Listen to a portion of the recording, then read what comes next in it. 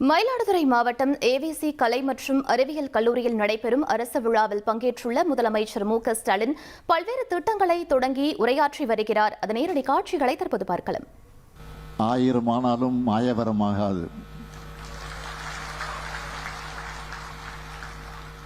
இப்படி பல்வேறு சிறப்புக்குரிய மயிலாடுதுறை மாவட்டத்திற்கு தமிழ்நாட்டின் முதலமைச்சர் என்பதோடு இந்த மாவட்டத்தினுடைய மருமகன் என்கிற உரிமையோடு உங்களில் ஒருவனாக நான் இங்கே வந்திருக்கிறேன். இன்று மட்டும்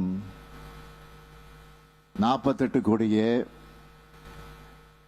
மதிப்பிலான போட்டித் தேர்வுக்கு தயாராகக்கூடிய மாணவர்கள் படிக்க 13 லட்சம் ரூபாய் மதிப்பீட்டில் அடிப்படை வசதிகளை செஞ்சிருக்கோம். 500 கோடி ரூபாய் மதிப்பீட்டில் சாலை பணிகள், குடிநீர் பணிகள், குடிநீர் வசதிகள், புதிய கட்டிடங்கள்னு 4911 பணிகளை செஞ்சிருக்கிறோம்.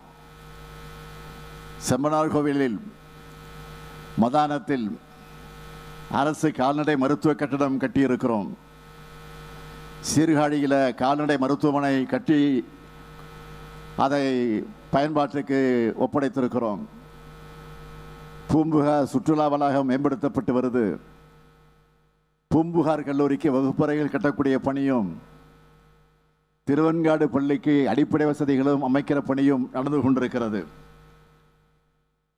8 நிரந்தர நேரடி நெல் கொள்முதல் கிடங்குகள் அமைச்சிருக்கிறோம். 10 உலர்களங்களை அமைச்சிருக்கிறோம். நெடுஞ்சாலைத்துறை சார்பில் 241 கிலோமீட்டர் தூரத்துக்கு சாலைகளை போட்டிருக்கிறோம். பேரூராட்சி துறைகள் சார்பில் 72 கோடி ரூபாய்க்கு திட்டப்பணிகள் நடந்து கொண்டிருக்கிறது. சீர்காழி ஒன்றியத்திற்குட்பட்ட 7 ஊராட்சிகளில் கொள்ளிடம் கூட்டு குடிநீர் திட்டப்பணிகளை முடிச்சிருக்கிறோம்.